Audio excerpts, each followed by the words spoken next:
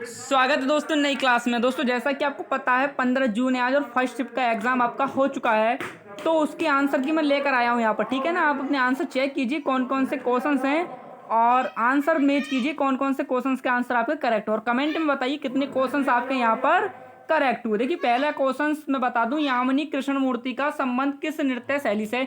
तो फाइनली दोस्तों यहाँ पर जो सीरियल वाइज अलग हो सकता है लेकिन क्वेश्चन सब वही है। ठीक है, तो दोस्तों भरतनाट्यम और कुचिपुड़ी का जो है शैली से है। राधा रेड्डी और राजा रेड्डी, यामिनी कृष्णमूर्ति, इंद्रनी रहमान। यामिनी कृष्णमूर्ति लक्ष्मी विश्वनाथन, पदम सुब्रमण्यम, मृणालिनी साराभाई, मल्लिका साराभाई। ये आंध्र प्रदेश का शास्त्रीय नृत्य है। आंध्र प्रदेश के कुचिपुड़ी गांव की वजह से नृत्य का नाम जो है कुचिपुड़ी पड़ा। ठीक है, इसका जो नाम पड़ गया वो कुचिपुड़ी गांव की वजह से इस नृत्य का नाम कुचिपुड़ी जो है दोस्तों यहाँ पर पड़ गया था। ठीक है, ये जो संबंध है दोस्तों भारतनाट्यम और कुचिपुड़ी से संबंध है, यही फाइनली आपके ऑप्शन में था और ये आपका ऑप्शन करेक्ट हो जाता। तो उम्मीद करता हूँ आप ये क्वेश्चन करेक्ट करके आए होंगे। एक क्वेश्चन पूछा गया था, भीमबेटका गुफा किस राज्य में स्थित। दोस्तों ये मध्य प्रदेश प्रांत के रायसेन जिले में है। ठीक है, ये वो क्वेश्चन था, बहुत इजी क्वेश्चन देखने को मिल रहे हैं। भीमबेटका गुफा या भीमबेटका रॉक शेल्टर मध्य प्रदेश में स्थित है। ठीक है, ये भोपाल के दक्षिण में 45 किलोमीटर दूर स्थित है। इसे 2003 में यूनेस्को की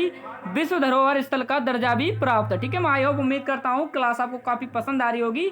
पसंद आए बिल्कुल क्लास 100% करेक्ट हो तब चैनल को सब्सक्राइब करें और बेल आइकन दबा लें, जिससे कि आने वाला नोटिफिकेशन आपको कंटिन्यू मिलता रहे, क्योंकि मैं आपको इस चैनल पर लगातार ऐसी क्लास देता रहूँगा। ये क्वेश्चन पूछा गया, काकोरी कांड में इनमें से कौन शामिल था। दोस्तों इसमें राम प्रसाद बिस्मिल शामिल थे। ये ऑप्शन में था आपका काकोरी कांड में। ठीक है, उसमें राम प्रसाद बिस्मिल ऑप्शन था, मैंने देखा, तो ये राम प्रसाद बिस्मिल करेक्ट हो जाएगा। ठीक है, हिंदुस्तान रिपब्लिकेशन एसोसिएशन, चंद्रशेखर आजाद, राम बिस्मिल, अशफाक उल्ला खां, राजेंद्र लाहिड़ी और रोशन सिंह इसमें जो थे शामिल थे। 9 अगस्त 1925 को काकोरी कांड हुआ। ठीक है, इस बात को याद रखेंगे, अगर इनमें से कोई ऑप्शन नहीं था तो लेकिन राम प्रसाद बिस्मिल का ऑप्शन था, तो यही इसका उत्तर हो जाता और ये बिल्कुल करेक्ट हो जाता। आई होप उम्मीद करता हूँ आप 100% ये क्वेश्चन सही करके आए होंगे। एक क्वेश्चन पूछा गया था, राष्ट्रीय आदिवासी नृत्य महोत्सव 2022 कहाँ हुआ है। तो दोस्तों राज्य स्थापना दिवस के अवसर पर रायपुर छत्तीसगढ़ में राष्ट्रीय जनजातीय नृत्य महोत्सव के तीसरे संस्करण में दुनिया भर के कलाकार भाग लेते हैं। पहला राष्ट्रीय जनजातीय नृत्य महोत्सव वर्ष 2019 में और दूसरा वर्ष 2021 में आयोजित किया गया था। ये छत्तीसगढ़ के पर्यटन और संस्कृति विभाग के आयोजित किया जाता है। ठीक है, तो ये ऑप्शन हमारा यहाँ करेक्ट हो जाता। तो उम्मीद करता हूँ आप सभी क्वेश्चंस यहाँ पर सही करके आए होंगे, और कितने क्वेश्चन सही करके आए एक बार कमेंट कीजिए, जिससे कि आपका आकलन हो सके। छुपाइए मत, आपको सब कुछ आंसर की से देखने को पता चल रहा होगा कितने क्वेश्चंस बेटा आपके यहाँ पर करेक्ट हो रहे हैं। ठीक है, ऐसा नहीं है मैं आपको फालतू क्लास करा दूँ, मैं आपके लिए बिल्कुल सटीक, मेरी क्लास थोड़ा लेट हो सकती है लेकिन कभी भी आपके लिए गलत इन्फॉर्मेशन इस चैनल पर नहीं दी जाएगी। ठीक है, गलत इन्फॉर्मेशन जरा सी हो तो आप चैनल को अनसब्सक्राइब कर सकते हैं और वीडियो डिसलाइक कर सकते हैं, लेकिन अगर क्लास अच्छी लगे और सब कुछ रियल हो तो यार चैनल को सब्सक्राइब कर लो और बेल आइकन दबा लो, जिससे कि नोटिफिकेशन आपको कंटिन्यू मिलता रहे, क्योंकि मैं ऐसी क्लास देने का मैंने आपसे वादा किया है, तो लगातार ये वादा मरते दम तक निभाना। देखिए बेटा, एक क्वेश्चन पूछा गया, एल्बम डिवाइन टाइम्स के लिए किसे ग्रैमी अवार्ड 2022 मिला है।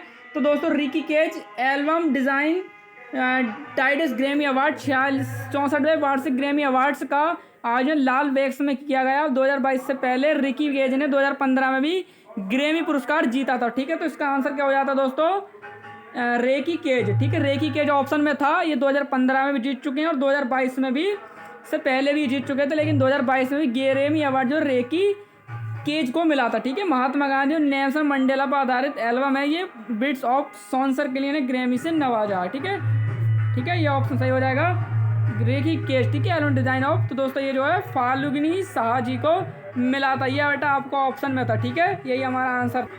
एक क्वेश्चन पूछा गया, दिलवाड़ा मंदिर किस धर्म से संबंधित है। बहुत दिनों से मैं ये क्वेश्चन लगातार आपको बता रहा हूँ, दिलवाड़ा मंदिर मंदिरों से कई क्वेश्चन आ रहे हैं, मैं काफ़ी बता रहा हूँ। दिलवाड़ा मंदिर जैन धर्म के तीर्थंकरों को समर्पित है। ये दिलवाड़ा मंदिर डेलवाड़ा मंदिर श्रेष्ठ जैन मंदिरों का एक समूह है, जो राजस्थान के एकमात्र हिल स्टेशन सिरोही जिले में माउंट आबू बस्ती से लगभग 2 से 3 किलोमीटर की दूरी पर स्थित। तो दोस्तों इसका हो जाता है राजस्थान। ठीक है, राजस्थान ऑप्शन में था, या फिर सिरोही जिला था या माउंट आबू था। ठीक है, तो अगर राजस्थान था तो राजस्थान इसका ऑप्शन करेक्ट हो जाता। ठीक है, आई होप उम्मीद करता हूँ क्वेश्चन आप बिल्कुल करेक्ट करके आए हो। क्लास अच्छी लगे चैनल सब्सक्राइब कर लें, बराबर में बेल आइकन दे रखा है उसको दबा लें, जिससे कि नोटिफिकेशन आपको कंटिन्यू मिलता रहे। देखिए एक क्वेश्चन पूछा गया, गोल्डन गर्ल किसकी आत्मकथा? दोस्तों पीटी ऊषा जी की आत्मकथा है, ठीक है। गोल्डन गर्ल पुस्तक के लेखक पीटी ऊषा और लोकेश शर्मा हैं। ये पुस्तक पीटी ऊषा की एक आत्मकथा है, ठीक है। पायोली एक्सप्रेस के नाम से जाना जाता है, खेल हस्तियों की आत्मकथा है, ठीक है। तो दोस्तों गोल्डन गर्ल जो आत्मकथा है ना दोस्तों, ये पीटी ऊषा की एक आत्मकथा है, ठीक है। तो बेटा पीटी ऊषा ऑप्शन में था और ये हमारा करेक्ट हो जाता। देखिए एक क्वेश्चन पूछा गया था, लाडली लक्ष्मी योजना किस राज्य सरकार के द्वारा शुरू किया गया? तो दोस्तों मध्य प्रदेश सरकार के द्वारा शुरू किया गया है। लाडली लक्ष्मी योजना 1 अप्रैल 2007 से प्रारंभ की गई है, ठीक है।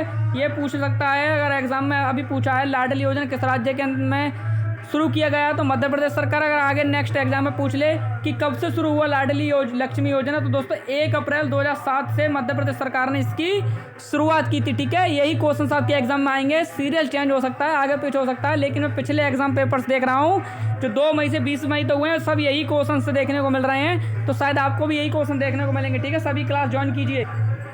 देखिए एक क्वेश्चन पूछा गया था यहाँ पर, 2022 में सबसे ज़्यादा भारत को लोएस किस देश ने आयात किया? तो दोस्तों इसका हो जाता है भारत चीन से सबसे ज़्यादा आयात करता है, ठीक है। भारत जो है सबसे ज़्यादा आयात करता है। वित्त वर्ष 2022-23 में भारत के किए जाने वाले आयात में चीन की हिस्सेदारी लगभग 13.91% है, यानी कि इसका हो जाता है चीन, ठीक है। चीन से सबसे ज़्यादा आयात किया गया है, ठीक है। यही बेटा ऑप्शन में था हमारा और ये ऑप्शन हमारा करेक्ट हो जाता। एक क्वेश्चन पूछा गया था, खुदाई खिदमतगार आंदोलन किसे ने किया था? तो दोस्तों ये खान अब्दुल गफ्फार खान जी ने किया था। खान अब्दुल गफ्फार खान ने वर्ष 1929 में खुदाई खिदमतगार सर्वेंट ऑफ गॉड आंदोलन की शुरुआत की। सामान्य लोगों की भाषा में सुर्खपोश भी कहा जाता है, ठीक है। तो इसका हो जाता खुदाई खिदमतगार जो आंदोलन प्रारंभ किया था दोस्तों, ये खान अब्दुल गफ्फार जी ने किया था, ठीक है। तो आई होप उम्मीद करता हूँ क्लास का आप आनंद ले रहे होंगे और बेटा यही सब क्वेश्चन आपके एग्जाम में देखने को मिले थे, ठीक है। देखिए एक क्वेश्चन पूछा गया था, 42वां संविधान संशोधन के तहत कितने मौलिक कर्तव्य जोड़े गए? पॉलिटी से क्वेश्चन है। 1976 के 42 संविधान संशोधन अधिनियम द्वारा 10 मौलिक कर्तव्यों की सूची को संविधान में शामिल किया गया था। 86वें संविधान संशोधन 2002 के द्वारा एक और मौलिक कर्तव्य जोड़ा गया था। अब भारतीय संविधान में 11 मौलिक कर्तव्य हैं। भारतीय संविधान में 86वें संविधान संशोधन ने शिक्षा के अधिकार को मौलिक अधिकार में घोषित कर दिया गया, ठीक है। ये बात आपको याद रखनी है, ठीक है। तो 42 संविधान संशोधन कितने मौलिक कर्तव्य जोड़े गए हैं? तो दोस्तों यहाँ पर जो मौलिक कर्तव्य जोड़े गए हैं ना, अब जो पहले थे ना वो 8 मौलिक कर्तव्य थे, लेकिन अब भारतीय संविधान में 11 मौलिक कर्तव्य, ठीक है। तो यही इसका आंसर हो जाता।